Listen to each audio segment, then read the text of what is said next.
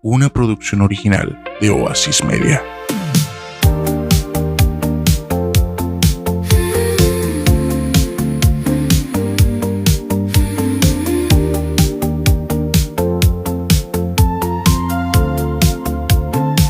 Entre palmeras nos encontramos, voces distintas juntos brillamos.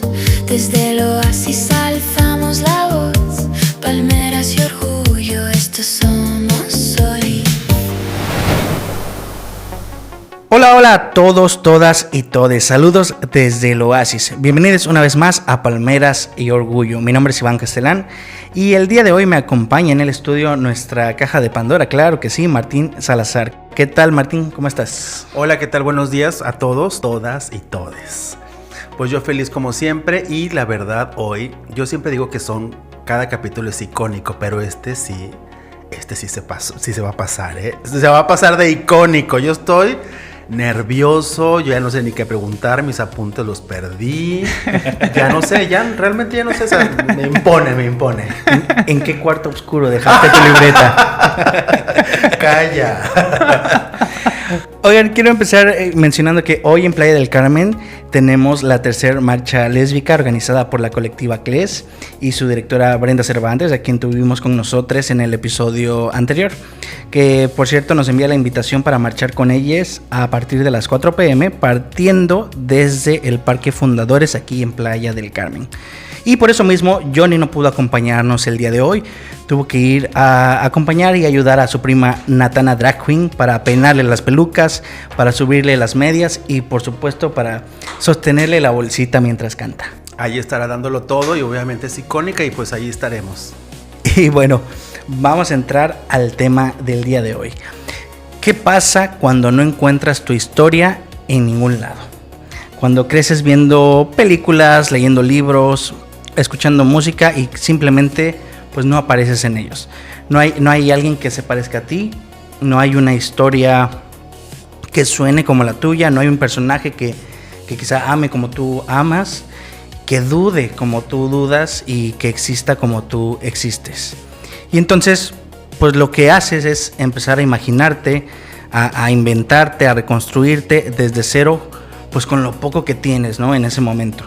Hoy vamos a hablar de eso, de lo que significa contar nuestras propias historias, de cómo el arte, el cine, la literatura, la ilustración se convierten en algo mucho más poderoso que solo entretenimiento, ¿no? Se convierten en esta forma de existir, de resistir y también cuando ya no estamos, pues de dejar memoria, ¿no? Y para explorar todo eso, hoy no estamos soles, pero antes de llegar ahí, quiero que entremos a nuestra marea queer.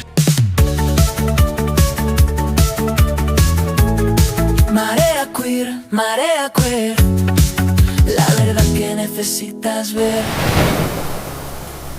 Esta semana estuve leyendo sobre algo que ha estado generando mucha conversación, especialmente en redes sociales y con creadores independientes.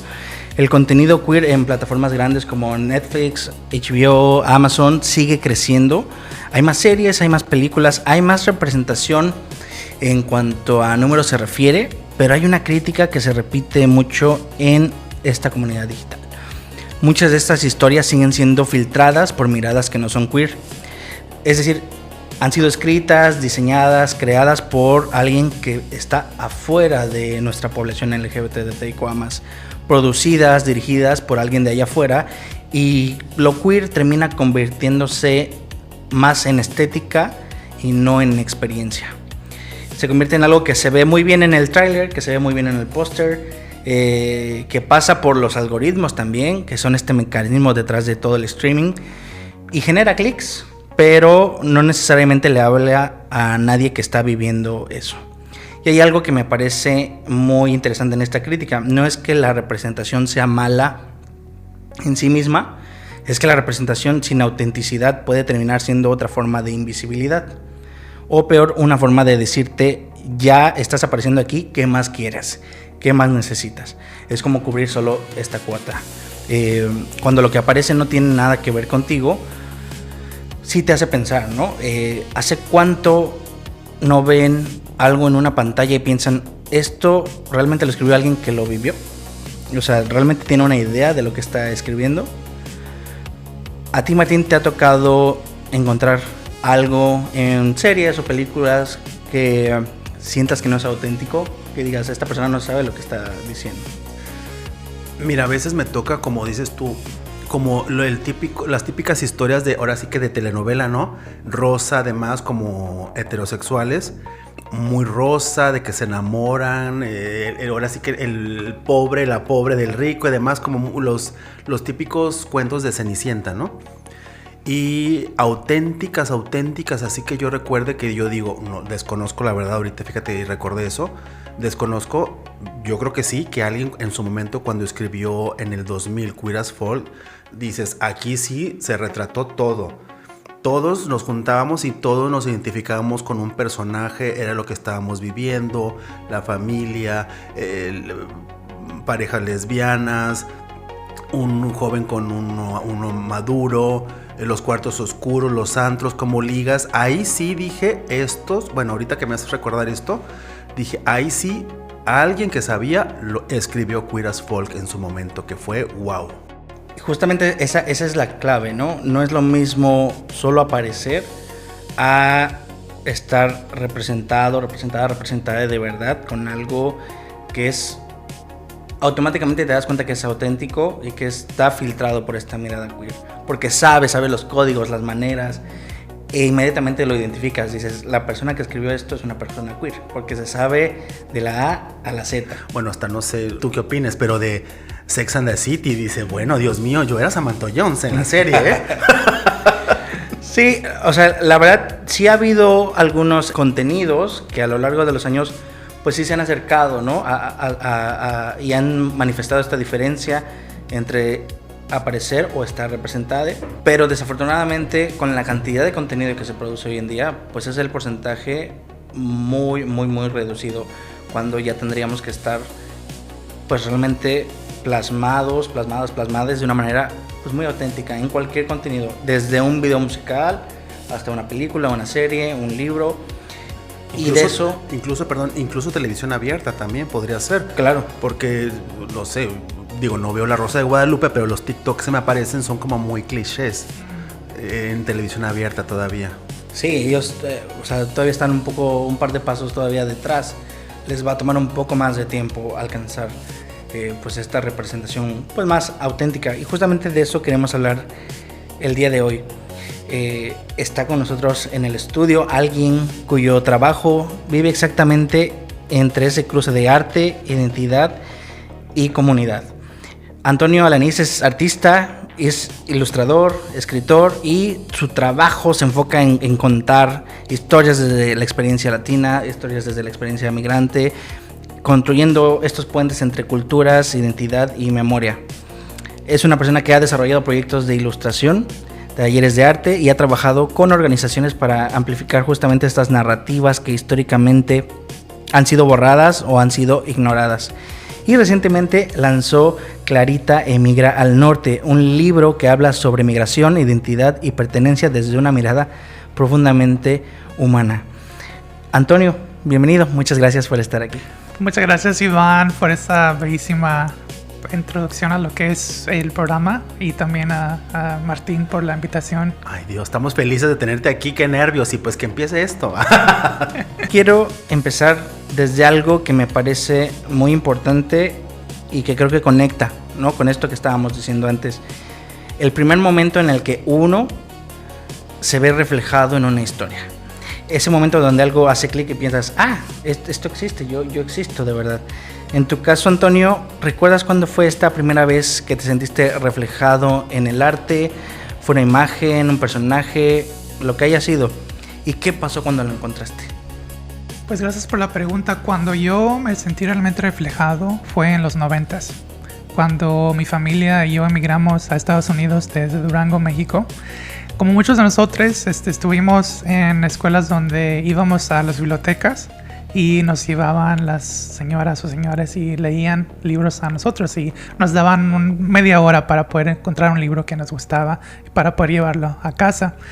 Y recuerdo un libro específico que se llamaba, no recuerdo el nombre, pero la autora, la artista es Carmen Lomas Garza.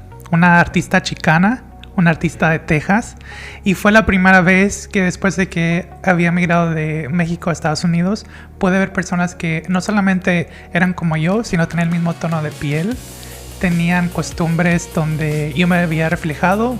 Una famosísima escena es la tamalada. ¿Quién no reconoce una tamalada donde todo el mundo se reúne en la cocina y hace tamales hasta de más para comer ya pues por semanas? Ay, sí, qué rico. Sí, luego el recalentado a mí me gusta más el recalentado. Exacto. Y que haces hasta la línea de producción, de unos están poniendo, otros están amarrando el tamal, otros están poniendo la olla. Total, y como lo describes, es como Carmen Lomas Garza describió también y pintó esa escena, donde la familia es el centro de identidad y dónde estamos y dónde somos y cómo somos también. Entonces, de ahí no pensé mucho en aquel entonces, pero ahora me he puesto a pensar que fue un momento muy importante en mi desarrollo como persona, al ver que las imágenes son poderosas, que a veces uno puede pensar que no lo son, pero realmente de una manera como uno se ve, como uno se aprecia, influye mucho en nuestra autoestima. Si uno va a un lugar diferente, a una sociedad que habla un idioma distinto al que uno habla en casa, o inclusive oportunidades que quizás nuestros familiares no reconocen o no están informados de ellos. Entonces fue el primer momento donde me vi reflejado y puedo explicar un poco más sobre este. Oye, ¿y cuántos años tenías en ese momento? Y justo hasta ese momento, ¿cómo llenabas ese hueco? O sea, ¿sí tenías identificado como que algo faltaba ahí o simplemente no sabías y vivías, digamos, sin esta identificación? Pues yo tenía alrededor de 6 años, cuando es muy importante nuestra formación como individuos. La niñez, y quizás por eso escribí este libro que acabas de presentar hace un rato, la niñez dicta mucho cómo nos vemos, cómo nos apreciamos. Lamentablemente a veces como uno se desprecia también, ya sea por identidad sexual, ya sea por el color de piel, inclusive por el idioma que uno habla, el español.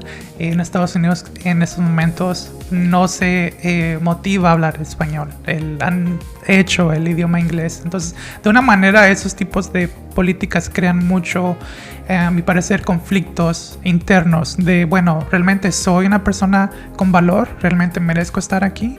Entonces, la importancia de crear un libro de niños es cómo creamos una identidad fuerte desde el inicio. No soy psicólogo, no soy terapeuta, pero sí la importancia de poder utilizar una herramienta como esta para que podamos hablar de esos temas de una manera pues abierta, de una manera temprana desde nuestra niñez, o inclusive con las personas con que trabajamos, ya sea con maestros. Y bueno, como dices, tú no eres psicólogo, no eres como por esa rama, pero la vivencia, los años también, o sea, eso también le cuenta bastante. Exacto. Que lo viviste ahora sí, como dicen tú, de viva voz, o cómo se dice. Sí.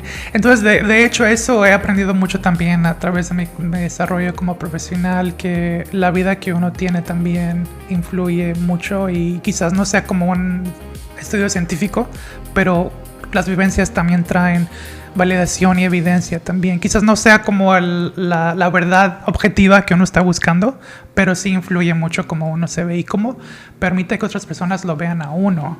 Porque creo que después cómo uno se ve y cómo otros ven a uno es que crea más impacto de leyes, de acceso a recursos, de oportunidades para que más personas tengan pues una vida más feliz y más sana, más plena. Y justamente en el contexto actual, el hecho que desde la infancia tengas estas bases tan sólidas en un mundo que todo el tiempo te está diciendo no eres válido, no eres legal, no perteneces aquí, esto no está bien. O sea, si no construyes estas bases sólidas, todo el tiempo vas a recibir eso y vas a aceptarlo como una verdad. Entonces, el hecho de que sí, desde pequeñas, se encuentren esta representación y te identifiques y te ayude a construir esta solidez es muy importante.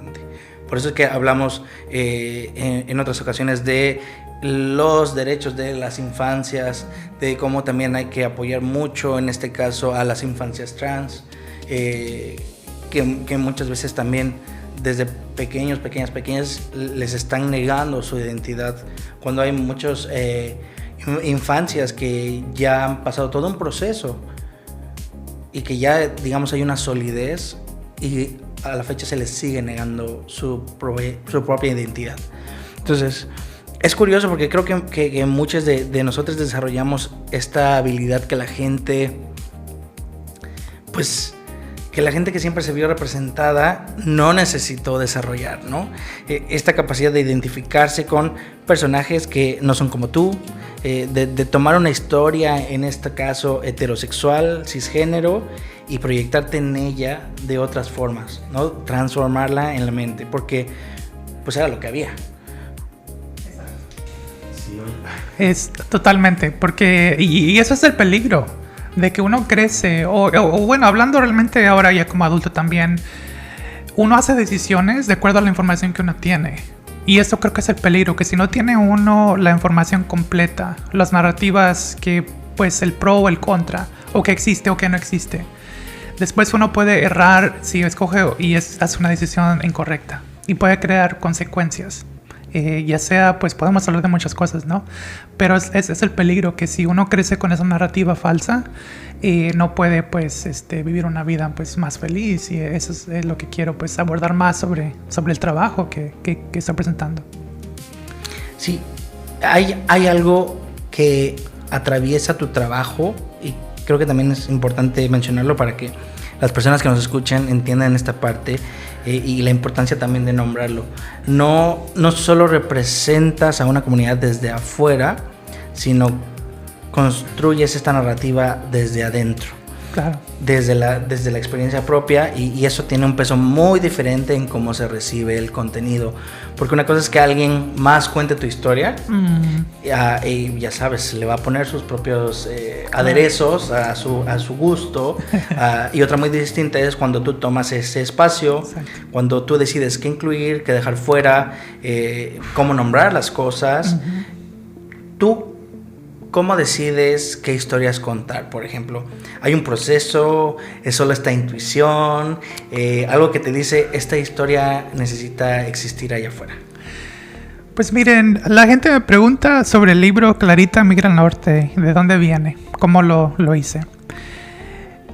Me gusta describir mi proceso de acuerdo a, como explicamos antes, a mi propia experiencia migrando de Durango a Estados Unidos, y también a través de historias que he escuchado con familiares, con amigos, amigas que me han contado, y lo que noté, que muchos de nosotros cargamos mucho dolor de lo que fue emigrar.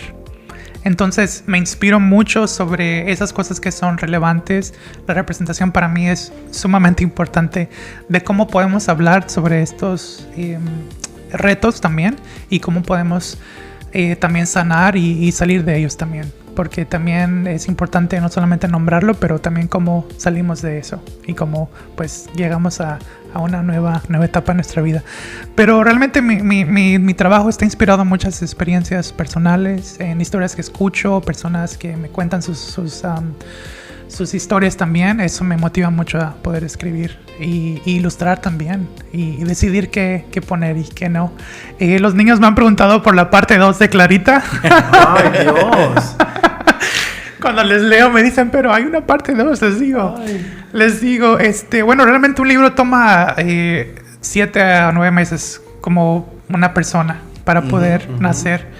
Porque es mucho trabajo, es mucho pensamiento, son muchos bocetos. Martín, como artista, tú sabes que un trabajo, un lienzo, lleva quizás meses en poder. Y además, bueno, como dices tú, tienes la idea y conforme vas desarrollando, cambia. Eso. Creo que, bueno, no sé si tú, pero yo no conozco a nadie que diga, así me lo imaginé y así terminó, jamás. Siempre como que dices, y si le pongo aquí y mejor esto ya no, y todo se transforma, exacto. Va cambiando. Sí, exacto. Y yo lo que quiero decir también es que la historia realmente cobra vida. Y no sé si tenga sentido, pero como artista, para mí la historia me pide que yo lo escriba de cierta manera. Y de alguna manera me vuelvo un creador en poder dirigir la vida de esas personas en un libro. Que para mí eso me dio mucho miedo cuando me enteré que yo estaba haciendo eso, que yo puedo decidir qué está haciendo la persona en esta historia. Sentías una gran responsabilidad. Exacto. No, por el camino del bien, por favor. Y justo cuando sabes que estás representando algo más grande que tú y que estás representando a esta comunidad, Sí. una experiencia colectiva al final Exacto. del día. Perdón, yo siempre interrumpiendo. Pero ¿hasta dónde va a llegar? O sea, ahorita sabes, no nada más ahí donde tú vives, o sea, llegó acá a Playa, llegó a México, o sea, ¿dónde va a llegar? Totalmente. Sí, y tomar esta idea, de escuchar a la misma pieza que te está pidiendo qué camino tomar, pero también te hace pensar, ¿no? O sea, cómo manejar esa responsabilidad y entender también y decidir si eso va a ser una carga o una dirección, ¿no? O sea, lo puedes tomar tanto de manera negativa como muy positiva. Exacto. Por ejemplo, este libro está escrito para niños de 5 o 9 meses. No estoy reflejando la historia desgarradora que muchos de nuestros paisanos pasan, que lamentablemente no logran muchas veces llegar a su meta. No voy a poner cuerpos, no voy a poner pues cosas que son la verdad, que son realidad. Realmente no era mi objetivo hacerlo. Mi objetivo era crear una historia con esperanza, donde los niños se vieran con orgullo y tal vez empezar conversaciones con sus padres porque emigraron. Muchos de ellos no conocen la pobreza. Muchos de ellos no saben lo que es dejar un país porque ya nacieron allá, hablan el idioma, entonces es un poco más fácil para ellos. Y siempre me ha interesado cómo creamos más conversaciones, cómo normalizamos temas tabús también, para poder pues llegar a esta nueva etapa que quizás queramos llegar. Y redirigir la conversación, Exacto. ¿no? Porque desafortunadamente la conversación muchas veces está centralizada en lo crudo y en la tragedia que hay alrededor de. Claro. Pero pocas veces se habla de lo que pasa después y las pues consecuencias Claro. de tener una migración, que pueden ser tanto muy positivas como a veces negativas. Hay unas que están en un área un poco gris, Sí. ¿no? Y cómo esto va incidiendo en Claro. la vida de una persona, ¿no? Exacto. Y poder ver hacia atrás, porque como tú, hay muchas personas que migran cuando son niños, Claro. niñas, y hoy en día pues ya tienen otra visión a partir de esa migración, ¿no? Exacto. Sí, lo que tú dices es muy cierto. Por ejemplo, yo tengo primos, más que nada de la parte paterna de Zacatecas, que se fueron muy jóvenes, 18 años. ¿Por qué? Porque en el pueblo no había nada en Zacatecas, o sea, se van. ¿Y qué pasa? Como dices tú, sus hijos nacen allá, Claro. y regresan, Claro. y te lo juro que pues obviamente van al pueblo, Sí. y no quieren pizza. Sí. Así, o sea, pero dices, pero que hay frijoles, hay arroz, hay Claro. el campo, la calabacita la cortas y la gallina la correteas para el huevo. Claro. Ay, no, quiero pizza, quiero nuggets. Claro. Tal cual, o sea, no es Sí. broma, yo lo he escuchado. Sí, totalmente. Los niños así, Sí. hijos de mis primos, no voy a decir nombres, pero ustedes saben quiénes son. Y justo en esta misma tensión entre contar desde la experiencia propia a el riesgo de hablar por una comunidad entera, hubo una decisión que tú tomaste que me pareció increíble, que estábamos comentando fuera de micrófonos. El libro se llama Clarita emigra al norte, y tú decides que el norte sea un norte pues propio, o sea, no tiene una geografía como Exacto. tal. Exacto. Cada quien puede decidir cuál es su norte. Exacto. Esa me parece que es una decisión muy acertada, Ujú. porque emigrar no significa necesariamente cruzar la frontera hacia otro Claro. país. Exacto. Puede ser dentro de tu propio estado, dentro de tu propio país. Exacto. Nosotros tenemos el claro ejemplo aquí en Playa del Carmen, donde muchos emigramos a Playa del Carmen siendo mexicanos. Y de cierta manera, Playa del Carmen es nuestro norte. Claro. Entonces, esa parte, y como lo comentábamos, a mí me resonó muchísimo, Sí. porque es parte de lo que implica crear y sostener nuestra comunidad en Playa del Carmen, está relacionado directamente con la migración. Entonces, me parece que ahí hay algo, pues sí, muy honesto en haber decidido que cada quien decida cuál es el norte y cuál es el norte al que no solo emigra Clarita, sino al que cada quien va a emigrar en algún punto de la vida.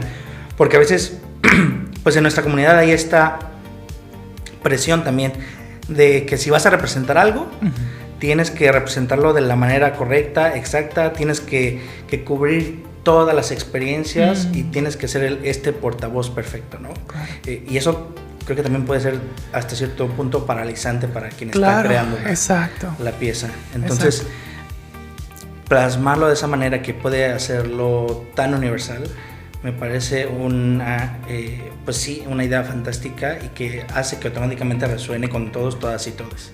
Claro, realmente es la experiencia humana, es la migración de un país a otro, como dices tú también, de un estado a otro dentro de la República Mexicana o de un hemisferio a otro también, puede ser de muchas maneras y realmente, aunque sí está inspirada en aspectos de mi vida como migrante mexicano, sé que la migración no es solamente de nosotros como mexicanos, es un fenómeno mundial, global, de personas de otros países, de otros continentes, de África, de Asia, de gente que inclusive llega a México, los argentinos.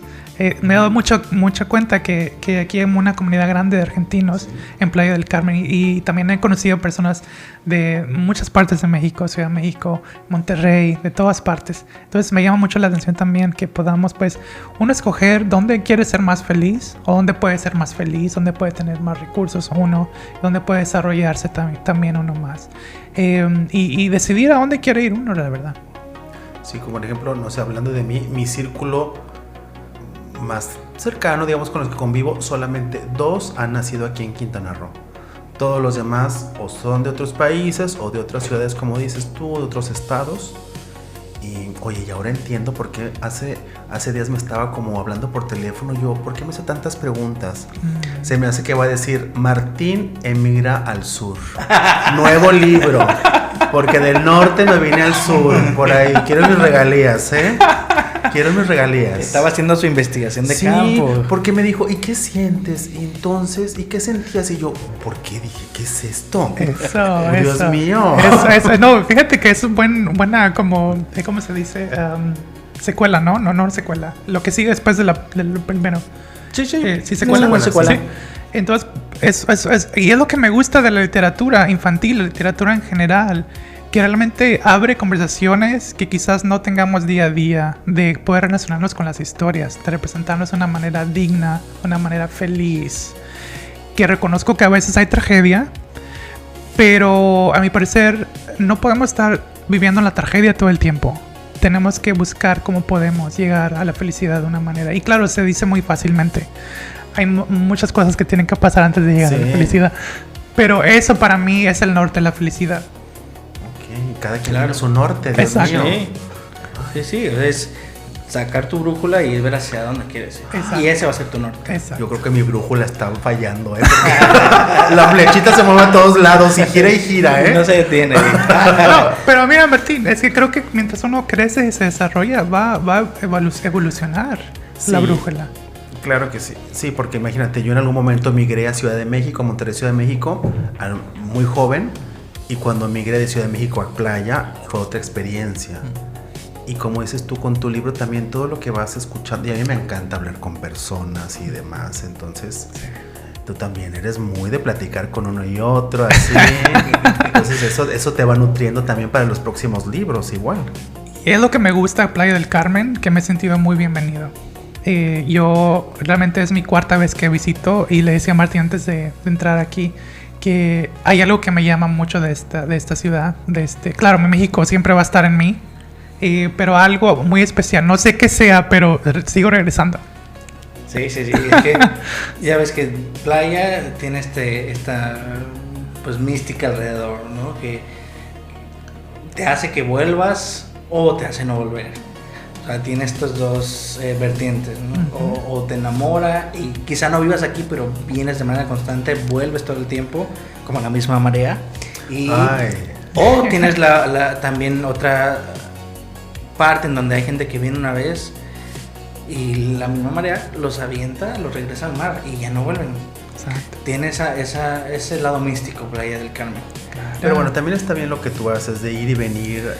Y bueno, también donde vives es precioso, ¿eh? Por ahí vi dije, vamos a ver lugares turísticos, tal, qué ciudad, Carolina del Norte, lo puedes decir así. Claro. Y unos lugares que digo, Dios mío, la verdad, hermosos. Carolina del Norte ha sido nuestra cuna por muchos años, que nos ha dado mucho. Es un lugar bellísimo, con gente muy cálida. Y qué puedo decirles, realmente nos ha dado mucho en desarrollo como persona, personas inmigrantes también. Oye, y tú que vives ahí, por ejemplo, la comunidad hispana que es muy grande. Por ejemplo, no sé, yo conozco muy poco de Estados Unidos, solamente conozco Nueva York y Chicago. Uh-huh. Y cuando fui a Chicago sentí como mucha gente hablando en español, ¿sabes? Así como mucho latino. Sí. Mucho, pero incluso hasta el aeropuerto como claro. En inglés y en español y... Claro. Te sentabas y no te hablaban en inglés, te hablaban en español. O sea, en Chicago lo sentí como muy, muy cercano, a pesar de estar en Estados Unidos. No sé cómo sea allá.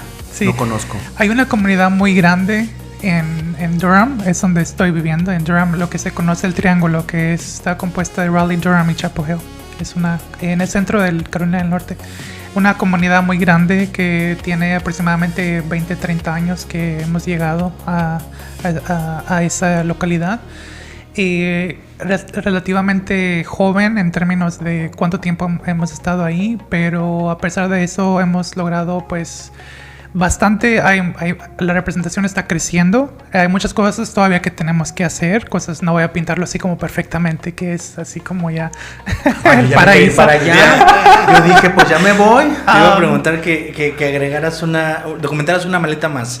Porque ahí se iba a ir. Para llevar a Martín. Sí. Pero podemos hablar de los pros y las contras. No, pero es que es el peligro de contar una historia que es subjetiva. Tiene que ser objetiva, tiene que ser más representante. Desafortunadamente o afortunadamente tenemos que tener una historia pues más completa, ¿no? Y entonces la importancia de Durham es que hay gente que es apegada, es personas cercanas que estamos creciendo, estamos todavía, a mi parecer, encontrando ese como lugar donde pertenecemos. Pero me alegra mucho. Ahorita estamos ya en temporadas de graduación, donde los jóvenes están recibiendo ya de sus carreras, que están cambiando lo que es la representación también en trabajos de contaduría, de medicina, de ingeniería. Entonces estamos creciendo, que no solamente es una manera de enfocarnos en la migración de una perspectiva, sino que también estamos aportando al país de demás habilidades que traemos también, como podemos hablar como nuestra oportunidad de hablar español, nuestra oportunidad de hablar inglés, y también ser más culturalmente responsables para atender a nuestra gente también en servicios. Estamos creciendo. Claro. Y están ya ingresando o ya formando parte del mismo sistema. Exacto. Entonces eso ayuda a que haya una integración mucho más completa, ¿no? Exacto, sí. Ahora estabas mencionando una parte en donde la misma representación ayuda a contar historias más objetivas. Justamente quiero como llevar un poquito la conversación hacia ahí, a cómo el arte también puede ser un archivo y que no siempre lo vemos de esa manera. Puede ser memoria, ¿no? Hablamos mucho de este arte como expresión emocional, incluso como terapia últimamente, ¿no? Ha habido un alce en las arteterapias, pero pocas veces hablamos de la función histórica, ¿no? Que tiene el arte en nuestra comunidad. Hay décadas enteras en las que no hubo documentación como tal, historias que no se escribieron porque pues no eran seguras de escribir, vidas que no se fotografiaron, porque no eran vidas que en ese entonces el mundo quisiera ver, y personas que no aparecen en ningún archivo oficial, ¿no? Y entonces el arte termina siendo casi el único registro que hay. Una pintura, una novela, una canción se convierten en esta prueba de que alguien existió, de que alguien amó, de que alguien estuvo vivo en ese momento, ¿no? ¿Cómo ven ustedes esa dimensión del arte? ¿Sienten que lo que creas también tiene esa función de preservar esto que no se contó en su momento? Pues mira, es importante hablar sobre lo que está pasando contextualmente en Estados Unidos. Estamos siendo atacados por una persona que está pues creando muchas cosas negativas en nuestra gente, que está, como les comenté hace poco, enalzando lo que es el inglés, el corte de fondos. Muchas personas han perdido trabajos, muchas personas han perdido acceso a recursos. Estábamos hablando sobre acceso a la medicación de VIH, SIDA. Entonces nuestras comunidades están siendo atacadas de muchos ángulos. Entonces, claro, es rápidamente, a grandes rasgos, lo que está pasando. Y lo que me gusta de tu pregunta es de que el arte es una respuesta, una contrarrespuesta a lo que está pasando, de igual no permitir que de alguna manera vaya la historia que nos dejamos y que no hicimos nada, que no luchamos y nos dejamos y morimos. Y así fue todo. Entonces, no voy a decir que el libro va a poder regresar los fondos a la investigación, o que la gente obtenga su trabajo, o que la gente pueda tener pues oportunidades que teníamos antes, pero sí, de alguna manera, si alguien decide revisar 10 años, 15 años, 100 años atrás, cuando yo estuve vivo, va a haber una oportunidad de ver que estuvimos como artistas trabajando para poder crear espacios donde podamos hablar sobre cosas que nos están molestando, cosas que estamos viviendo, llorar también. De hecho, cuando lancé el libro, no pensé que fuera tan emocional, pero se convirtió en una catarsis donde todo el mundo se sintió identificado, y se los juro, muchachos, todo el mundo llorando. Yo llorando. Dios. Me dio escalofríos, porque son cosas que muchas veces no nos damos la oportunidad de identificar o nombrar o procesar también. Y ni siquiera de plantearte la posibilidad de, ¿no? Exacto, sí. O sea, ¿cómo estás realmente? Me gusta mucho que hablas de la salud mental, de esta fusión de arte y lo que es la salud mental de la terapia. Igual no soy terapeuta, pero sí, el arte ofrece muchas oportunidades de procesar emociones. Y las emociones son importantísimas de cómo nos sentimos. Y entonces, a veces me pongo a empezar. Quizás quiero hacer una maestría en salud mental. No sé. Hazla. Claro. Porque tú hazle, aquí vas a tener 2 pacientes aquí ya. Entonces me llama mucho la atención, me apasiona que podemos pues llorar juntos, sufrir de una manera que sea colectiva, porque no estamos bien. Hay redadas de migración, que es lo que me encanta en México, es que puedo alejarme de esos momentos de estrés, de miedo. Muchachos, realmente es una tensión que se siente ir a la calle, ir a hacer compras, llevar a tus niños a la escuela. Me han contado la gente que tiene miedo de salir. Entonces imagínense usted, se ha convertido en cómo impacta eso en poder vivir una vida feliz. Entonces tengo la oportunidad de venir a México para escapar un poco más de eso.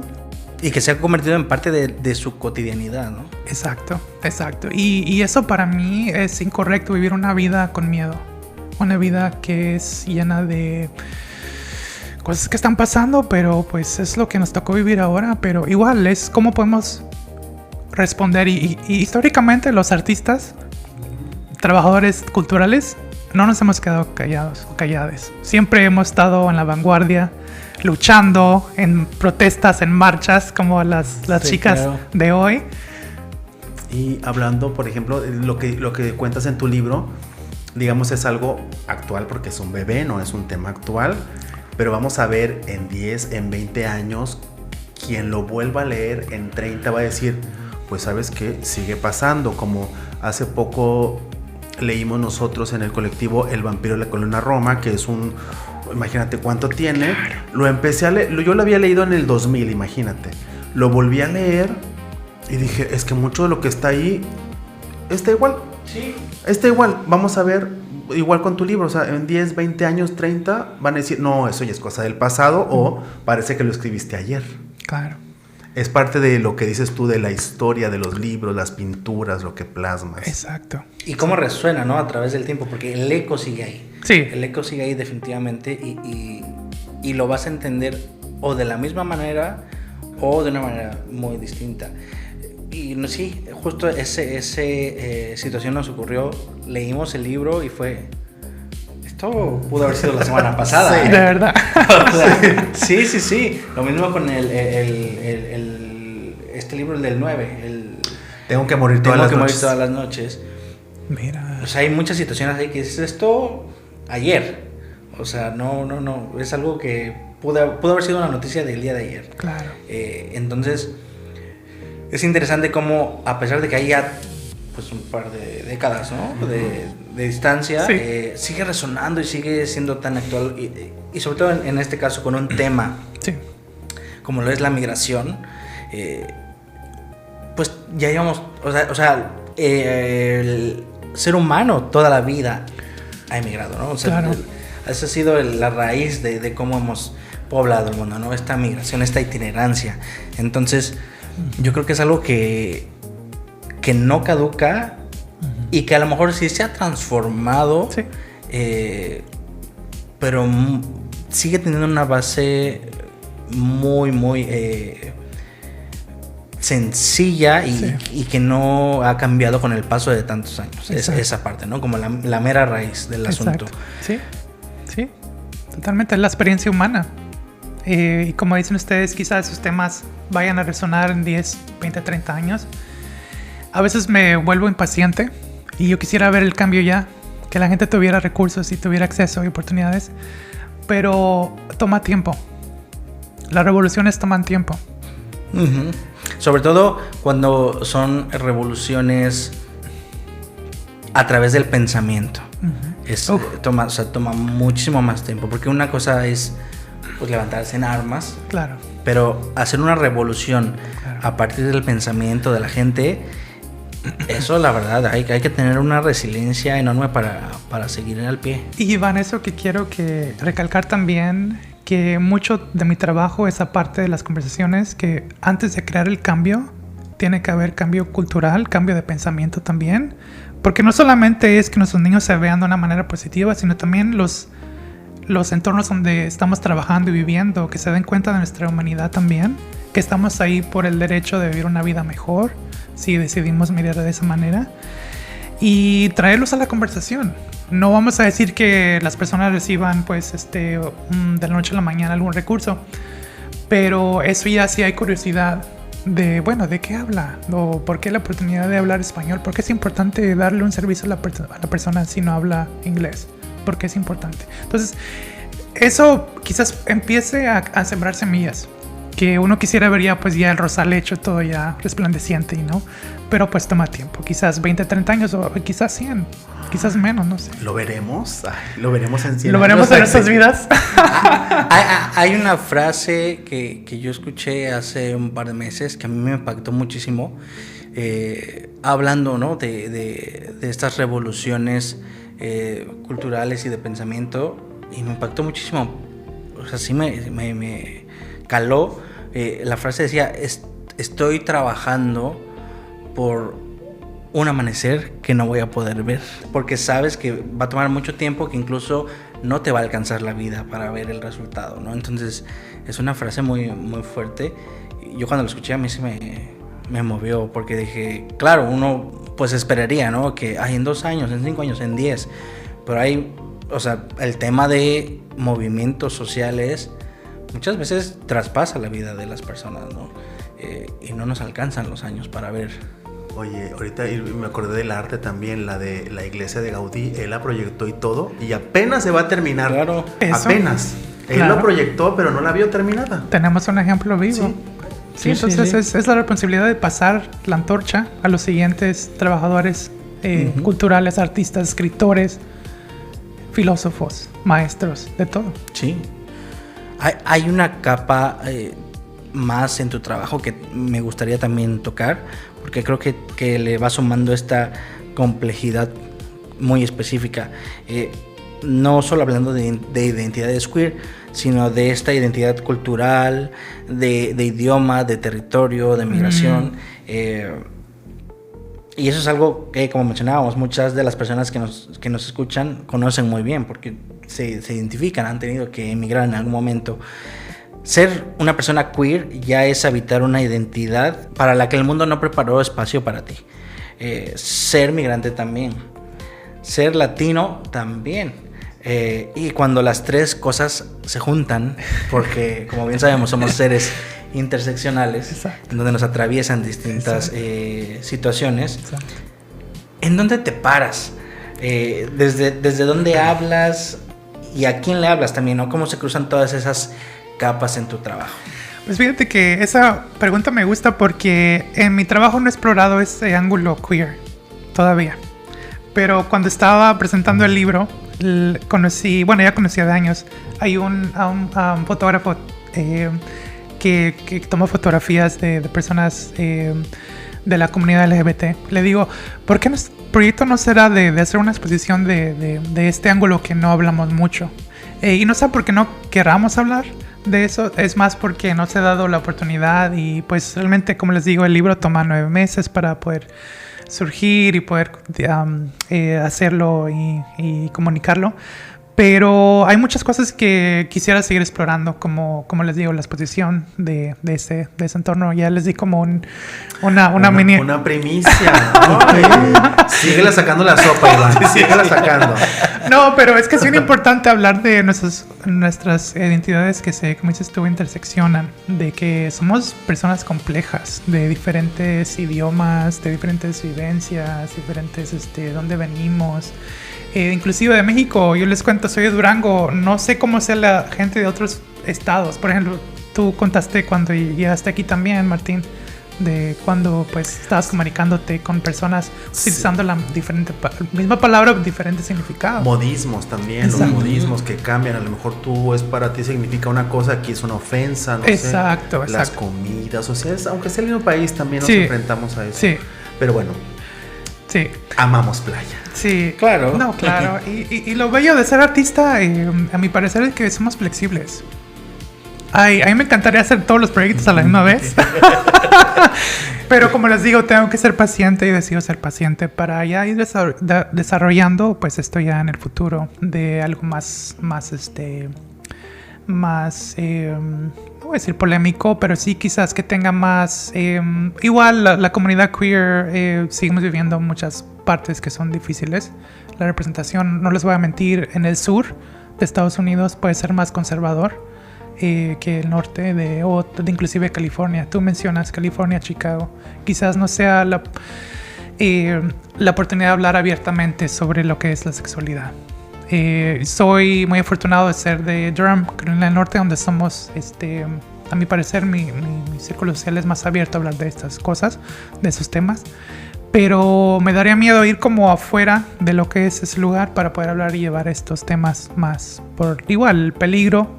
Quizás la gente pues no aprecie o no esté de acuerdo. Además, sabemos cómo está el mundo y hay gente muy radical, ¿eh? No, claro. Entonces uno también tiene que ser, porque como dijeron ustedes, tiene que ser muy consciente de nuestra seguridad siempre. De cómo podemos hablar y cuándo. Y quizás no sé la manera correcta, no sé, estoy buscando todavía cómo comunicar Otro diferentes vehículo, temas. quizá, Claro. otro canal de comunicación. Como mencionas, dentro de tu trabajo aún no has, digamos, abordado como tal las identidades queer. Claro. Pero estamos hablando de latinidad, de migración. Sí. Y específicamente en Clarita, Emilia del Norte, ¿ha sido una decisión consciente dejar cierta apertura para que lectores con distintas experiencias e identidades se pudieran ver ahí? Absolutamente. Clarita, les cuento.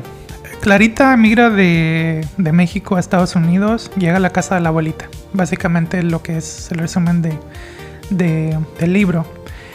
Y la gente puede escoger. Y los niños, de hecho, me han conversado de qué es lo que pasa después o qué puede seguir en el siguiente libro. Entonces me gusta hablar con ellos, les digo, ¿y qué les gustaría ver? Ellos te continúan la Sí, historia. Exacto. Entonces, Dale regalías, ¿eh? Dale regalías. no, pero que quede en el archivo, siempre. No, entonces los niños me llenan de mucha inspiración porque ellos son muy creativos, son muy creadores y tienen mucha inteligencia también. Me gusta esa apertura que han tenido pues últimamente para poder escucharlos, de que puedan dar su opinión de lo que puede pasar. Y eso, como les digo, empieza a crear una identidad fuerte de darle la mano a una persona que llega. Por ejemplo, una pregunta que no pensé hacer es, si llegara Clarita a su salón de clase ahora mismo, ¿cómo la recibirían? Ahora que ya vieron todo lo que pasó Clarita, que cruzó el mar, que cruzó, bueno, el río, que cruzó el desierto. Entonces ellos empiezan a decirme, bueno, yo le diría, ¿quieres ser mi amiga? ¿Quieres jugar conmigo? Y eso es para mí muy valioso, porque están pensando más allá de lo que es la lectura, lo que es la literatura, y lo están aplicando a su vida.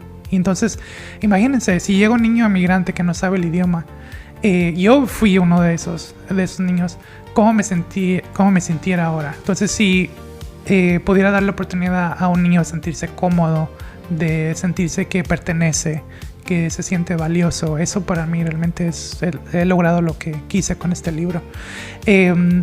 Recientemente leí también el libro en octubre del 2025, cuando me invitó una maestra a su salón de clase.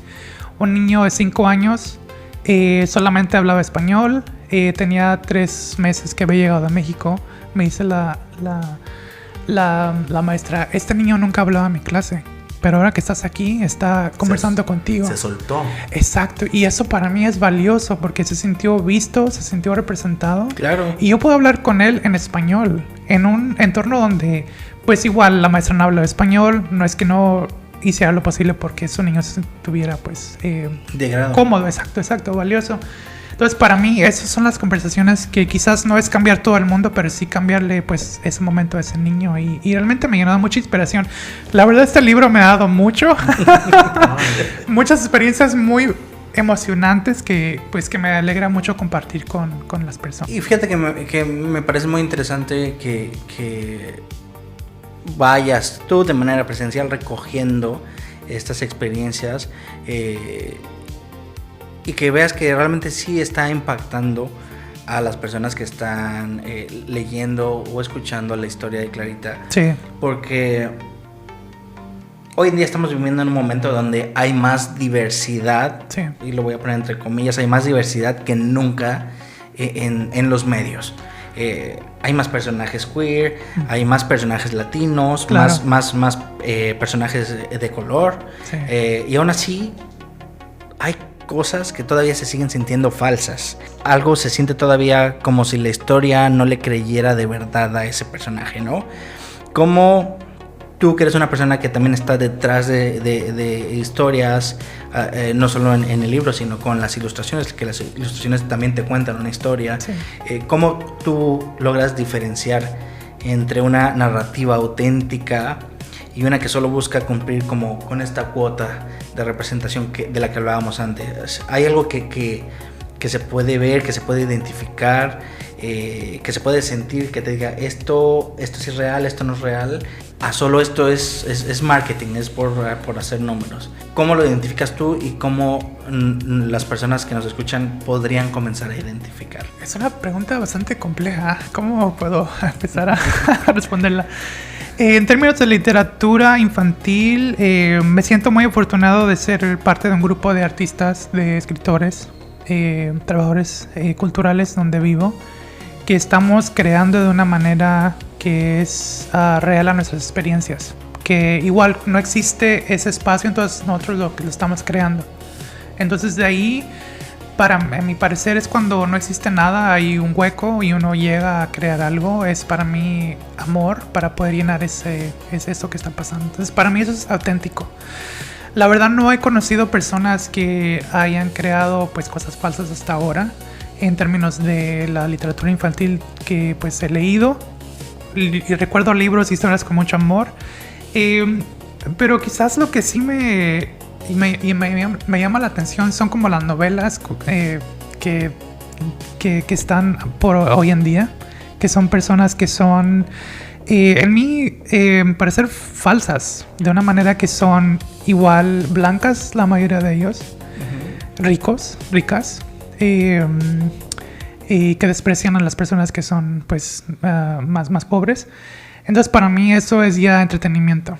Y me llena mucho de curiosidad por qué siguen creando esto a pesar de años, la verdad, que siguen pasando novelas, series de que se le ve al mexicano de vida de barrio.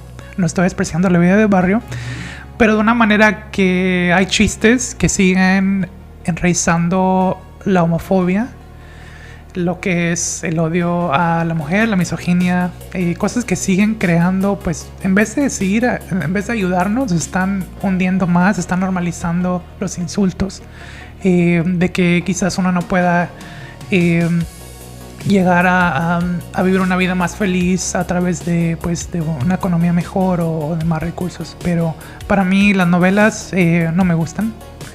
No me gusta ver eso, la verdad, porque son cosas que están creando más daño, a mi parecer, de daño representativo. Claro, siguen perpetuando, ¿no? Estos arquetipos y estas historias que pues ya están caducas. Claro. O sea, ya es un modelo de pensamiento que, pues, que hemos visto también que fracasa, porque pues realmente en la vida real no suceden las cosas de esa manera, ¿no? Sí, exacto. No, sí, hablando de novelas, igual yo tiene años, décadas que no veo novelas. La última que vi fue Mirada de Mujer, imagínate. Y Las Aparicio. Ay, me encantaban Las Aparicio. Pero pues nada más, ¿no? Últimamente nada. Sí, entonces, y la verdad, no desprecio esa manera de comunicación por ser novelas sumamente, sino por el contenido, los mensajes que no se alinean con mis valores, la verdad. Y si hubiera una novela que, no sé, a veces he pensado, porque también he visto por qué a veces la tragedia llama más y por qué la tragedia vende. Entonces no sé si por eso los negociantes quieran enfocarse en eso. También tenemos que ver ese lado psicológico de cómo cubrimos. Incluso ya ves, no sé, te digo, no veo televisión abierta, pero a veces en los TikToks que aparecen programas como La Voz o estos, es llora y les cuentan la historia. Es como que quieren que llore a fuerza. O en MasterChef, tienes que llorar. Que llorar. Claro. Eso vende. Claro. La lágrima. Vamos a llorar ahorita para que el rating se nos vaya para arriba, ¿eh? La lágrima, el sufrimiento vende. No, sí, sí, totalmente. Sí, la tragedia vende. Entonces, igual, no quise enfocarme yo en la tragedia en este libro. ¿Por qué? Porque a mí, reconozco que muchos de nosotros venimos de la tragedia. Sí. No voy a desmentirlo. Pero no tenemos que estar viviendo en la tragedia. Hay más allá. Hay más allá de la historia. Claro. Que sí es una parte importante, pero que sobre todo para el público al que está dirigido, que son las infancias, pues la tragedia no es algo que necesiten conocer en este momento. Exacto. Habrá, ya cuando crezcan, podrán platicarlo con su familia, con su entorno, claro. Pero en este momento cubrirlos de tragedia es algo que... No, imagínate. Sí, no. No, ¿cómo vamos a hablar? Por ejemplo, los niños me dicen, pero cuando Clarita y su familia cruzan la frontera, ¿por qué? ¿Por qué la frontera parece como una cerca así que puede entrar todo el mundo? Okay. Yo he visto en las noticias que son unos muros grandísimos, con alambres de púas gigantescos. Cámaras y demás. Claro, exacto. Y ya los agentes de migración que están ahí manejando. Son cosas que a su momento pueden aprender, pero me alegra que los niños estén pensando críticamente, que para mí el pensamiento crítico es sumamente importante para poder pues sanar y poder evolucionar. Y entonces me gusta que pues ellos estén al tanto de lo que está pasando y que igual no se dejen. No es que esté mintiendo, estoy pues de alguna manera representando una historia que para su edad pues es entendible y también que se pueda digerir, pero ya a su momento sí es importante saber que pues realmente la gente cuando migra no es como la vida de Clarita. Muchos de ellos, como dije en el momento, mueren al cruzar lo que es el río a Estados Unidos. Sí. Mucha gente pues no llega y mucha gente pues sufre y pues mucha gente ni siquiera tiene con qué llegar a la casa de la abuelita. Muchos de ellos llegan de la nada, por el milagro de un amigo o una iglesia, pueden estar ahí mientras tienen la oportunidad de llegar y pues establecerse e integrarse en la sociedad. Sí, porque muchos no tienen una casa de la abuelita donde llegar, ¿no? Exacto. Eso también es una de las realidades. Claro, exacto. En este sentido, de cómo tú estás planteando las historias, de no ocultar, pero simplemente darle el foco a otras cosas que normalmente no se le da el foco. Uh-huh. Para quienes nos escuchan y que quieren crear, quieren comenzar a contar historias, ya sea que estén pensando en escribir algo, en ilustrar, en hacer una serie, en lo que sea, ¿qué les diría sobre cómo empezar a contar sus propias historias? ¿Por qué? ¿Cómo pueden hacer? ¿Por dónde empiezan cuando, por ejemplo, no tienes recursos? Claro. Cuando no tienes una plataforma, que no tienes quizá acceso a las salas en donde se toman decisiones, vamos a ponerlo así, Claro. que no tienes una gran editorial detrás. ¿Cómo pueden empezar a contar estas historias? Miren,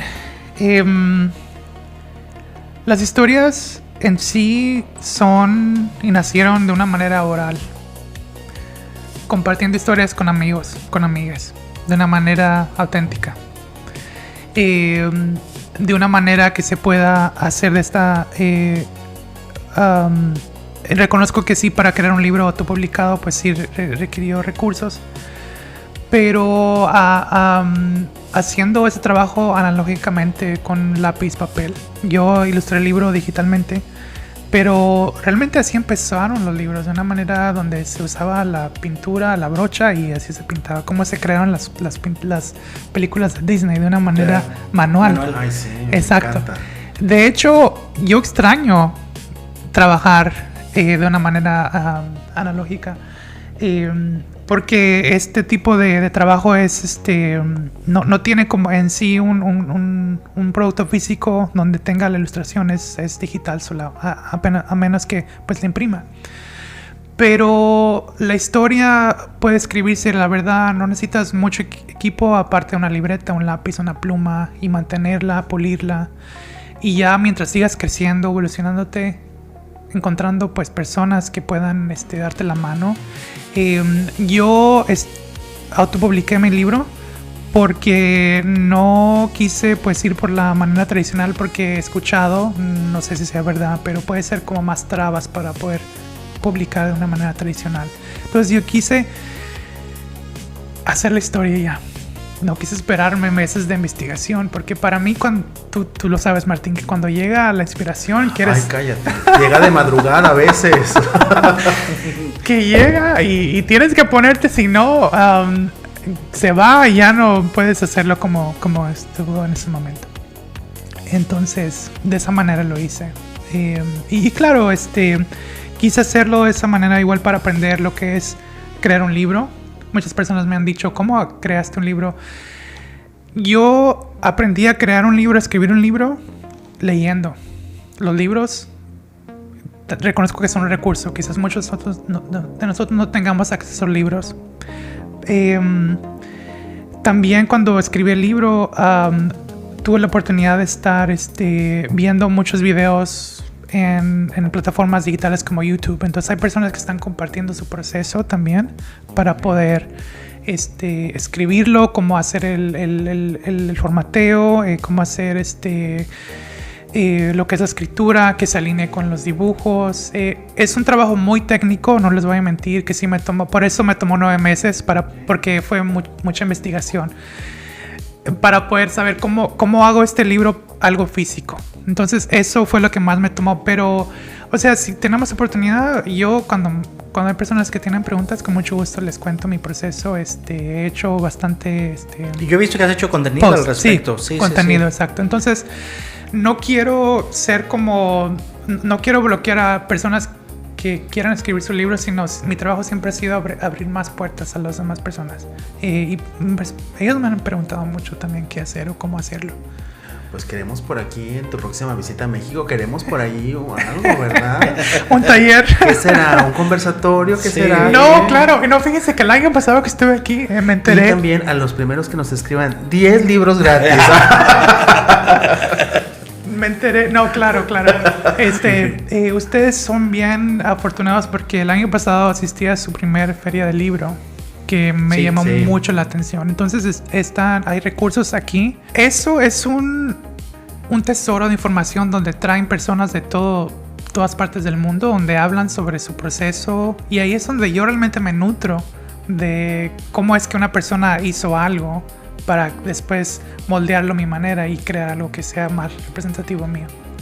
Entonces, claro, sí, terminas tomando lo que te funciona, lo adaptas a tu proceso. Sí. Y como dices, comenzar a hacerlo, ¿no? No estar esperando el momento, el recurso, es comenzar a hacerlo. Sí, exacto. También no dejar que el perfeccionismo nos limite. A veces, claro, es un proyecto grande, no voy a mentirlo, pero tener metas, ser disciplinado, crearlo, darte un tiempo de, bueno, quiero crear un libro para este año, ¿cómo empiezo? Quizás no tenga esos recursos o información, quizás es el año siguiente, pero siempre poniéndote un límite para poder hacerlo. Yo digo que no sé si te pasó de que ya cuando lo viste ya impreso, bueno, a mí me pasa que cuando digo una pintura, ya la veo, yo la tengo que soltar, porque de repente regreso y digo, ay no, aquí le faltó más, mejor le quito esto, pero llega un momento que ya la sueltas y dices, ya, no la quiero ver. Ay, no sé si con el libro dices, ay, le hubiera puesto más rojito aquí, más azul. Llega un momento que sueltas al bebé, lo tienes que soltar. Algo de ser artista que tú lo acabas de mencionar es cuándo sabemos cuándo dejar el trabajo. Y por eso me puse un límite, porque teóricamente uno puede trabajar en esto toda la vida. Claro. No voy a mentirles, de vez en cuando lo leo, digo, esta palabra como que no tiene sentido. Esta oración, ¿por qué la escribí así? O aquí le falta algo que tuve que ver rellenado en la camisa de Clarita. Son cosas insignificantes. Y bueno, en muchas de las ilustraciones estoy viendo que bueno, para cuando lo compren, ya sabes, les tocó luna llena, los fue guiando la luna llena, ¿eh? Eso fue luna llena. Eso, y quiero hablar del lado más espiritual también. Sí, porque veo mucha luna llena y dije, por ahí hay un mensaje, cuéntanos. De la luz. Pues bueno, como les decía, estamos viviendo un momento muy oscuro en Estados Unidos, globalmente creo, con ataques, personas que somos diferentes de muchas maneras. Entonces, igual, sin entrar en clichés, sé que la luna se ha utilizado desde que pues somos humanos, ¿no? en representación, pero quise usarlo como una manera alegórica de siempre recordar que vamos a estar bien, que quizás vamos a estar viviendo tiempos difíciles, pero no podemos perder la esperanza. Y siempre la luna quizás sea una guía, de hecho es una guía para que ellos les permite llegar a su destino. Entonces, nunca dejar que la depresión, claro, hay muchas cosas que están pasando, que los ataques políticos, ataques en nuestras comunidades, pues nos ganen la batalla. Tenemos que seguir. Es una lucha, la verdad, que hablamos de revolución, es una lucha lo que estamos viviendo, de seguir por nuestros derechos, de pedirles cuentas a las personas que nos representan, personas donde trabajamos, que estén realmente dando el servicio que dicen que están dando. No solamente aquí en México, en todas partes del mundo. Entonces, para mí, la luna, la luz, ha sido una metáfora. De hecho, el nombre de Clarita viene del nombre, pues, de la luz. Entonces, una manera de seguir adelante. Y sí, entonces Clarita fue pensada con mucho amor, con mucha intención para recordarnos. Yo dije, ¿por qué no le puso Toñita? María. Y entonces Clarita es un rayo de luna, un rayo de sol, de luz, para que nos permita pues seguir adelante. Y claro, la espiritualidad es muy importante para mí. Cómo podemos mantenernos cercas. No tiene que ser religión, la espiritualidad uno la puede definir como sea. Claro. ¿Qué es lo que a ti te nutre espiritualmente? Y es individual y es propia y uno la entiende a su propia manera, ¿no? Exacto, sí. Y refleja con el mensaje con esta misma espiritualidad propia, es esta guía para encontrar tu propio norte. Exacto, sí. Bueno, ahorita dices lo del libro que tuviste como, bueno, en lo largo de estos años, experiencias, pláticas y demás. Fíjate que yo escucho un podcast que se llama El Diva Show. Es de México, inició en Monterrey y luego ahora está en Estados Unidos. Y me gusta escucharlo, es de lunes a viernes, El Diva Show, así búsquenlo. Okay. Pero muchos de los que hablan son migrantes, muchos de México, de diferentes estados, Guatemala, El Salvador, y ¿sabes qué? Y cuentan sus historias, o sea, han contado, obviamente a veces es la broma, pero como cruzan, sí. Lo que dejan, y también hay varias historias de éxito, obviamente, también historias de éxito, unas historias que digo, no les miento, pero a veces digo, Dios mío, estoy sintiendo el dolor nomás con escuchar. Totalmente. Y hay veces que me estoy riendo de lo que les pasa, pero ese podcast, fíjate que ahorita no lo había como conectado. Claro. Hablan muchos migrantes de Canadá también, gente de Canadá, claro. Bueno, de México se fueron a Canadá. Sí. Y ahí escuchas todas las historias y se sueltan, ¿eh? Claro. Y yo digo, ay, voy a hablar también, porque hay un número de WhatsApp, dije, voy a contar mi historia también. Sí, que no conozco la historia de Martín. No, pero es que viene de lo inicial, de la tragedia. Sí. Que la tragedia no es todo. Hay historias de éxito. Historias de éxito que dicen, yo inicié en la yarda y ahora tengo una empresa y ahora tal, y otra empresa, empecé limpiando casas y ahora tengo una empresa de limpieza, o sea, en México empecé con taquerías, ahora tengo tantas sucursales en Estados Unidos. Exacto. O sea, hay historias de éxito también de migrantes. Exacto. Si no, como dices tú, no todo de la tragedia. Claro, empresarios, doctores, sí. Médicos, enfermeros, personas que están como dices tú, en mesas importantes donde se hacen decisiones. Que igual el peligro de no enseñarle a nuestros niños o a nosotros mismos igual, que podemos llegar tan lejos como ellos. Y ocupar esos espacios. Exacto, que podemos. Y somos muy preparados. Somos demasiado preparados para poder lograrlo. Ay, Dios, me encanta. Claro que sí. Y llegar hasta más. Más. Que la luna está cerca, más lejos todavía. Más allá, ahora las estrellas. Ay. Antonio, antes de dejarte ir por hoy, también me gustaría preguntarte algo sobre lo que viene. Dime. Sé que después de Clarita estás ya trabajando en un nuevo proyecto, un libro que nació de una ilustración que hiciste hace años, ¿no? Vi este contenido que subiste donde platicabas de la ilustración de un niño en su cuarto, rodeado de estrellas, y que siempre sentiste que tenía más historia detrás. Sí. Es un libro que, como hablábamos, tiene la intención de que explore esta idea de sentirse diferente, sí.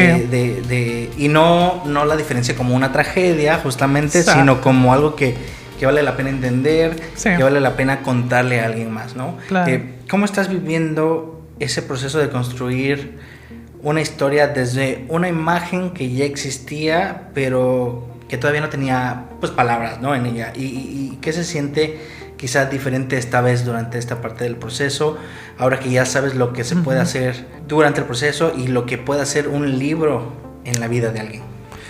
Pues en términos de aspectos técnicos estoy más preparado de cómo dibujarlo, cómo pintarlo, cómo hacer lo que es la edición, porque también edito y publico mi libro, entonces no solamente estoy escribiendo ni ilustrando, sino de una manera haciendo el editor.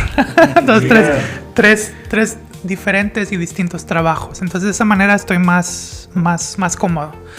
El arte y la escritura, pues, se me han dado naturalmente. Entonces, estoy hay menos aprendizaje ahora, la verdad, y estoy bien emocionado porque el libro, pues, se está desarrollando de una manera que va a ser bilingüe ahora. Es solamente en inglés o en español, pero ahora quiero integrar los dos idiomas a la misma vez porque no quiero separarlos. Podemos hablar sobre la importancia de separar también. Claro. Pero el tema del libro es como hablamos de diferencias de una manera que quizás uno no se sienta cómodo de hablar de ello. Porque muchas veces pues hay oportunidades que no encajamos en ninguna parte.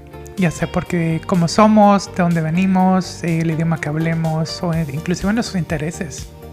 Entonces, Si hay algo que te sigue deteniendo y que te sigue creando esa sensación de ser ajeno, exacto, ¿no? exacto. No a un sitio, sino a una comunidad, a una situación, ¿no? Exacto. Sí, entonces la importancia de poder hablar sobre la pertenencia. Ahora que Clarita llegó a su meta, a la casa de la abuelita, ahora cómo hablamos de pertenencia cuando nosotros somos diferentes, que nos vemos distintos, hablamos diferente idioma. O quizás como artistas, a veces, no sé si sean como ustedes, a veces siento como que no encajo en la sociedad en general. Sí. Que, o sea, hay como partidos de fútbol o partidos de deportes y yo como, bueno, o sea, interesante. Yo quiero jugar golf. Y entonces no sé si sea por la naturaleza de ser escritor y artista, que me gustan esos temas como más, que no sean serios, porque también sé que el deporte tiene su valor en la sociedad, pero a mí me llama más la atención estar hablando con ustedes, cafecito, galletas, aquí en un lugar tan bonito como Playa del Carmen. Mimosas, tenemos mimosas. Ya los descubrí. Entonces, esa es la importancia de cómo hablamos de la diferencia. Y sí, el libro quiero sacarlo este año también. No sé la fecha exacta, pero quizás sea menos tiempo ahora que ya sé más cómo hacerlo.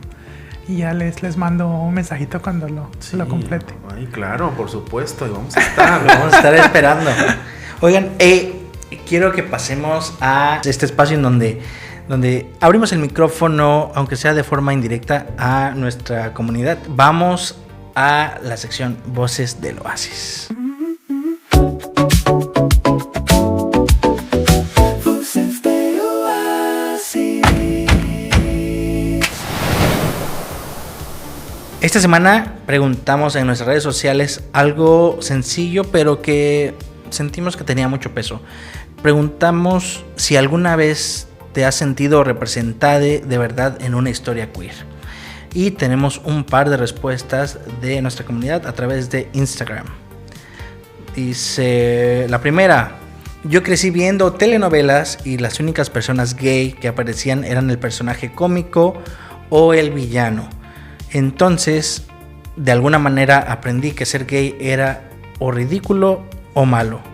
No fue hasta que cumplí 22 que leí una novela que ni siquiera era pues muy popular, que encontré un personaje gay que simplemente pues vivía sin ningún drama extra. Tenemos la segunda opinión, la segunda respuesta, que dice: para mí fue una canción que hablaba de enamorarse de una mujer. La escuché en loop, o sea, en repetición, como 3 semanas. Era lo único que tenía. Y pone aquí el nombre de la canción, que se llama Por Amor al Arte. Así que hay que buscarla, hay que escucharla. Y tenemos una más que dice: yo no encontré ninguna representación, tuve que inventarla porque conocí los fanfiction. Y durante años tomé personajes de las series que me gustaban y los hacía queer porque necesitaba que existieran. Ahora pienso que eso me salvó de una manera que no supe entender hasta este momento. Y tenemos una más que dice: me acuerdo exactamente cuando vi Moonlight. Estaba yo solo en casa con audífonos y al final me quedé sentado sin poder moverme como 10 minutos. Era la primera vez que veía en pantalla algo que se sentía como mi experiencia y no solo como mi orientación. Eso para mí fue muy, muy impactante.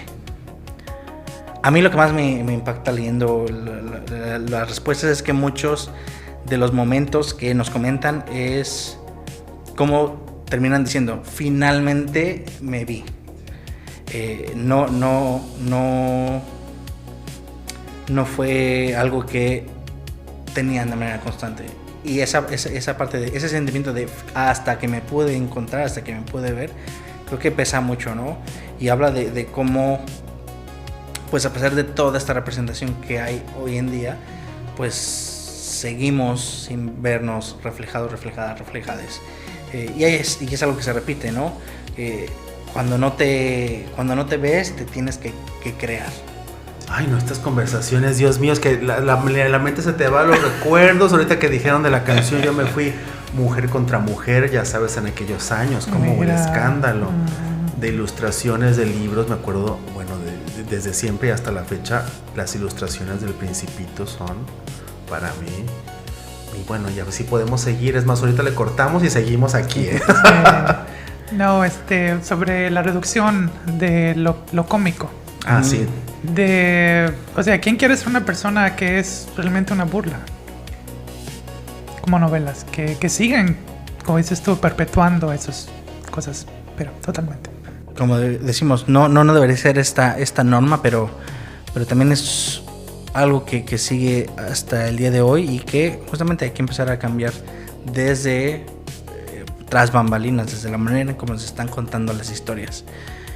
Porque el personaje cómico gay, pues es un arquetipo que traemos, ¿qué? Desde los 90s. O sea, estamos hablando desde hace 30 años mínimo en que se ha generado este personaje y que se sigue repitiendo.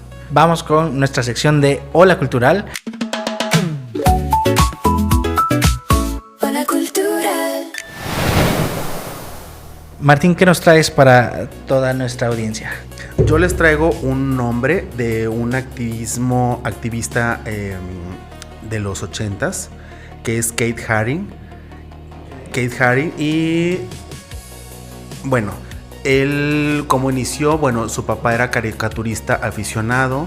Después él también, bueno, se va por los artes. Él nace en Pensilvania, después emigra ahora sí que a Nueva York, y ahí es donde empieza él en los que estaban como de publicidad, digamos, solos. Ahí empieza con su arte, y este arte lo van a buscar, ¿no? Es muy característico, como líneas muy gruesas, mucho color, demás.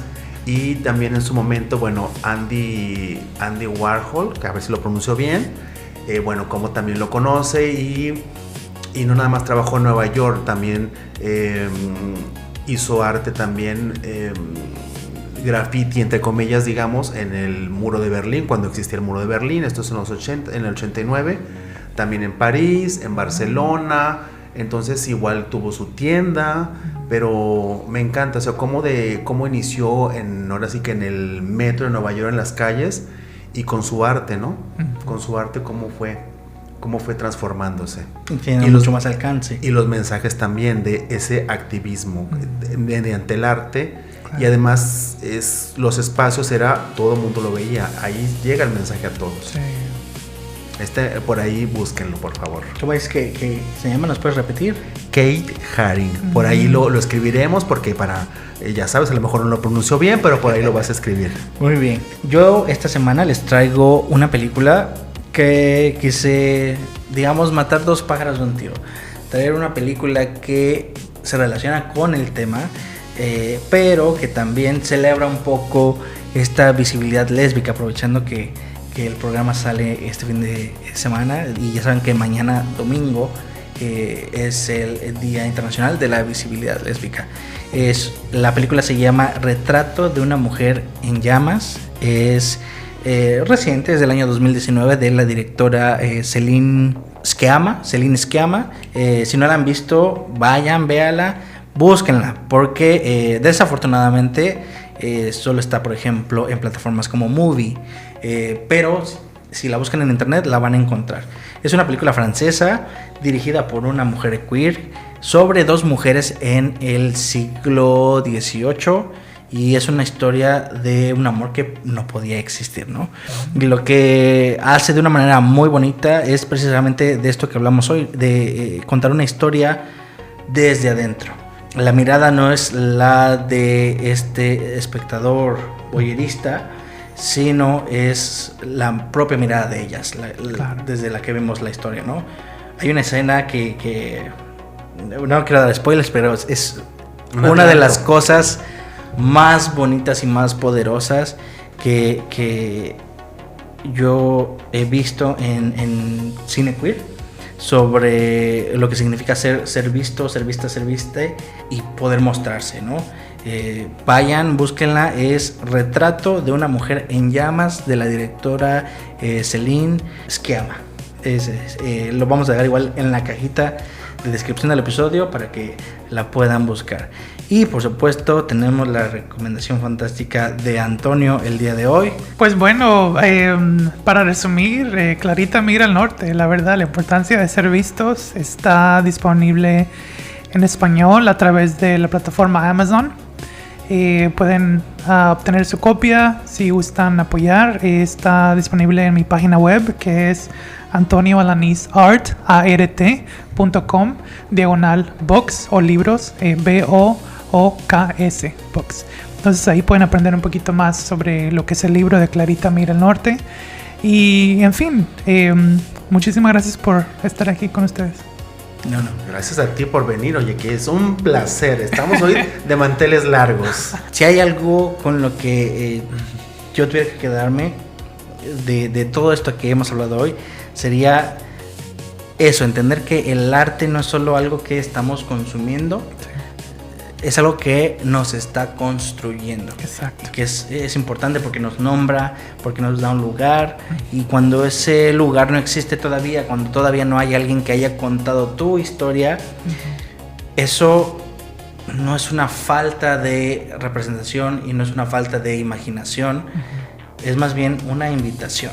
Claro. Una invitación para ti, para que crees esa historia, para que crees ese espacio, y a que te vuelvas ese reflejo que alguien más está buscando y que no ha podido encontrar. Exacto. Yo me quedo con eso. Sé que suena algo grande, algo como una responsabilidad enorme, pero puede ser tan pequeño como dibujar algo, como escribir una pequeña historia, un cuento, hablar con alguien y o en nuestro caso grabar esa conversación, ¿no?